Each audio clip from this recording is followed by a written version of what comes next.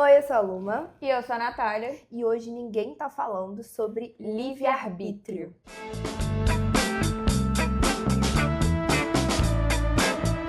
Bom, eu acho que apesar do tema ser, no mínimo, batido, esse nosso diálogo sobre livre-arbítrio, ele começou porque em toda conversa que a gente tem, entre a gente, grupo de amigas, a gente sempre fala umas frases clichês, tipo, não, mas também escolhas, né? Também autorresponsabilidade,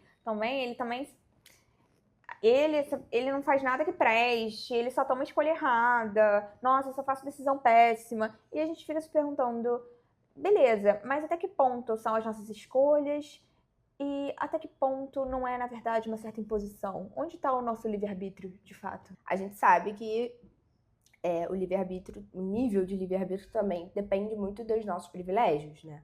Mas a gente precisa ponderar, né, o quanto que a gente não deve ser mais autorresponsável, né? Porque, querendo ou não, a gente somos.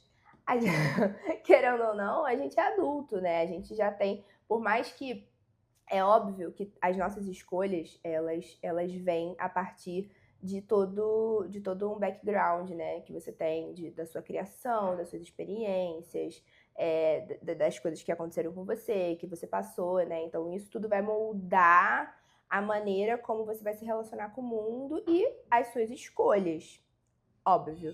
Mas não deixam de ser as suas. E eu acho que a nossa geração tá ficando muito confortável, acho que confortável até demais, em um discurso um tanto quanto. Nossa, eu odiava esse termo, mas vocês vão entender. Um discurso um pouco vitimista em alguns momentos. Então, você tomar uma decisão que faz mal a uma outra pessoa e a primeira resposta ser uma resposta, não, porque eu tenho um trauma X, porque sei lá o que me aconteceu, porque tal vivência familiar. E beleza, mas a questão é que todo mundo tem alguma vivência, todo mundo tem alguma bagagem. E quando a gente fica usando tudo isso como justificativa pra gente não tomar responsabilidade e não viver momentos desconfortáveis e não efetivamente buscar algum nível de amadurecimento, tudo fica um pouco raso também, porque é muito fácil você ficar nessa posição de, pô, então, não foram as minhas escolhas, são os ambientes nos quais eu estou inserido, não, porque meu pai era violento, logo eu sou violento, não, porque mores, então não tem nenhum paradigma de superação, de melhora, de nada? Aí fica mais difícil. E assim, tudo bem, a gente tá falando sobre coisas mais profundas. Mas assim, até nas bobeirinhas, né? Então, tipo, às vezes a gente tá, sei lá, a gente pega um conteúdo, uma pessoa dando alguma dica específica sobre ou maquiagem, ou sobre uma comida, tipo uma receita, não. Aí você chega e fala assim, mas e eu? Eu não gosto disso. Ah, não, mas eu tenho uma olheira que é diferente da sua. Mas O conteúdo, então, não é pra você, Mona. Isso, gente, isso também teve um certo gatilho no show da Lady Gaga. Por quê? A Lady Gaga fez o show dela babilônico na praia de Copacabana. Aí alguém foi falar sobre a área VIP, porque a área VIP se tornou um grande debate. Todo mundo queria ingresso pro VIP. E muita gente começou a falar, tipo assim, gente, o show é literalmente de graça. Vai na porra do show. Se você não conseguir o VIP, só vai. Tipo, você não precisa do VIP. Ah, que saco que existe o VIP é mais perto. Mas enfim, vai no show, como todas as demais pessoas, como a esmagadora maioria das pessoas. E aí ficou toda uma situação de gente implorando pelo VIP, mandando mensagem pro Santander, e toda uma. E aí as pessoas começaram a ficar meio, gente, é só ir no show, sabe? O show já é de graça. Vai no show, você não vai ficar no VIP, é uma pena. E aí veio um cara que respondeu esse tweet, né, do VIP, falando: e eu que tenho 14 graus de miopia, como é que eu vou assistir o show? Vocês não param pra pensar nas particularidades das pessoas? Tipo assim, meu amor, mesmo que você estivesse no VIP, se você tem 14 graus de miopia, você precisa de um óculos. E uma pessoa que tem miopia com óculos, ela enxerga. Entendeu?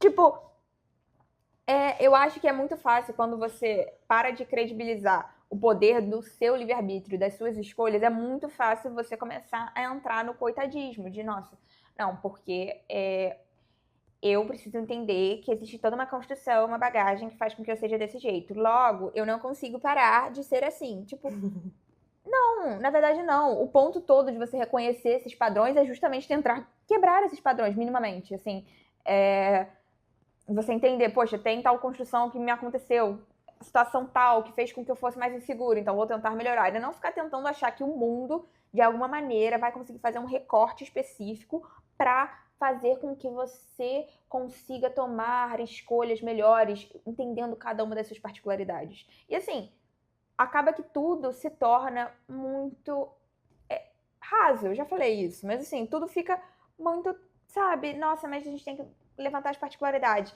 Nossa, acaba que tudo fica um pouco bobo, porque eu lembro até de uma zoeira que tem no Twitter. Gente, o Twitter é meu tudo. Que era assim, nossa... O X. Nossa, ele matou uma mulher, mas foi de Zarabatana. Ele é indígena. Mas a mulher estava grávida, mas ela queria abortar. Mas... Que inferno. Então, tipo assim, Monildas, vocês precisam entender que as coisas, tipo assim, a gente nunca vai ter um pleno livre-arbítrio. Não tem um mundo em que a gente pode fazer todas as escolhas. Mas a gente tem que, pelo menos, aceitar a responsabilidade das escolhas que a gente tem. É, lógico. Não, e assim, também tem aquilo, né? Se você não quer usar o seu livre-arbítrio a seu favor, tudo bem, é o seu livre-arbítrio. Agora, as outras pessoas também têm o livre-arbítrio de não quererem ficar por perto de você. Sim. É sempre bom a gente também lembrar que a gente não... Tipo, ninguém liga pro seu livre-arbítrio, né? Nossa, ninguém liga pra você. Eu acho que essa é a questão do livre-arbítrio. Que, assim, você tem o poder de escolha, mas você precisa entender os motivos pelos quais você toma as suas decisões da maneira que você toma. Show. E assim você vai ter mais poder de escolha, porque você vai conseguir enxergar os seus padrões e raciocinar o que você está fazendo. E aí você expande o seu livre-arbítrio. Para você ter um livre-arbítrio Ultra Premium Plus, você precisa entender os seus motivos e os seus padrões. Aí observar as escolhas que você toma com base nesses padrões. E por cima de tudo isso, você precisa entender também que ninguém liga pra porra nenhuma, porque aí você vai conseguir juntar os seus motivos, as suas particularidades, o que você realmente quer, então as escolhas que você faz com essa base, e ainda com um granulado por cima de que ninguém liga. Então você vai ter ainda um nível a mais de poder de escolha. E aí, meu filho, nada vai poder te parar. Tipo assim, o chakra da raposa de 9 caudas. Você vai ser o cara. Ou a mulher. No final, o que importa é que, tipo, você precisa entender que literalmente ninguém tá falando sobre o seu livre-arbítrio. Exatamente. E, mais uma vez, use essa decisão. Para curtir, compartilhar, repostar. Yo.